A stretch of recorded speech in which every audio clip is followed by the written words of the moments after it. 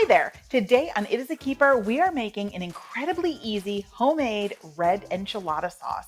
We eat a lot of enchiladas around here. My guys just love them. This sauce is super easy to whip up whenever they get a craving. It takes only minutes to make and uses only a few simple ingredients.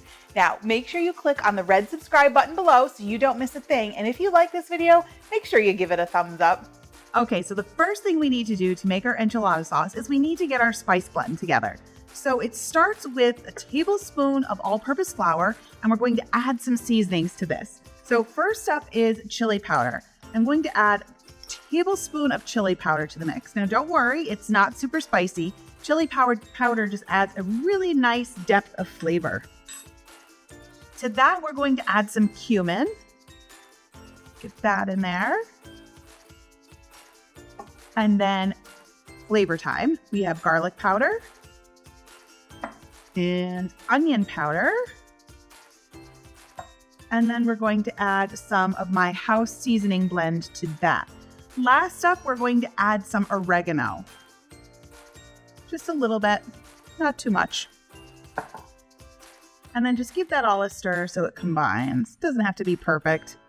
Let's get our pan on here and start making the sauce.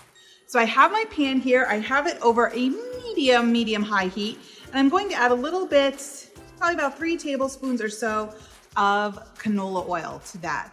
And then we're gonna wait for that to heat up a bit. It's just about there. And we're going to add our spice mixture right into the oil. Cooking the spices in this hot oil is just going to cause all the natural oils to come out of the spices and really bloom them and make the flavors come alive. So you just want to whisk that around. It's going to form a paste for about a minute or so. Make sure everything gets coated in the oil and that there's no kind of raw herbs there. And you can smell this immediately. That cumin and chili powder really comes alive. So to this, we're going to add some tomato paste. And this is what's really going to add our tomato flavor. Just a couple of tablespoons in there. And just whisk that in with the seasonings. Next up, I have some chicken broth. So we're just going to slowly add that, whisking the entire time so that there are no lumps.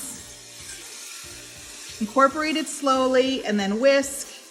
Add more and whisk. This is the longest part. This whole thing comes together in just a few minutes.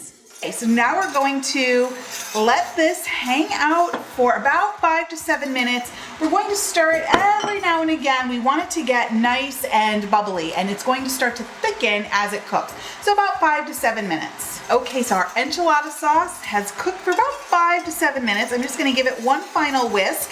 I turned off the heat here, and I'm going to remove the pan. One last thing to do before our sauce is done is we are going to add some apple cider vinegar to the pot. That's just the acid that's gonna bring everything together and really make it come alive. I'm gonna whisk that in. And then I think I'm gonna add just a little bit of salt. Whisk everything together. And now this sauce is going to continue to thicken as it sits. This is looking so good and it smells even better. So I know it's screaming hot, but I'm going in for a taste.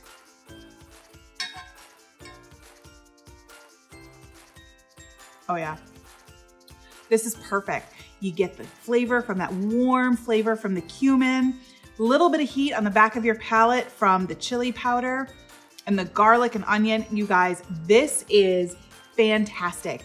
You can use this homemade enchilada sauce on my ground beef enchiladas, which are one of the most popular videos on my YouTube channel. So make sure you go check that out.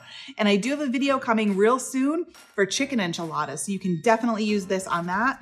You can use this in any of your favorite Mexican inspired recipes. You have got to try making this quick and easy 10-minute enchilada sauce. Thanks for watching. You can get the full printable recipe in the video description below. Make sure you like, follow, and subscribe so you don't miss a single thing, and check out the rest of my videos where you can find more of my favorite easy recipes and quick tips. I'll see you next time. Bye.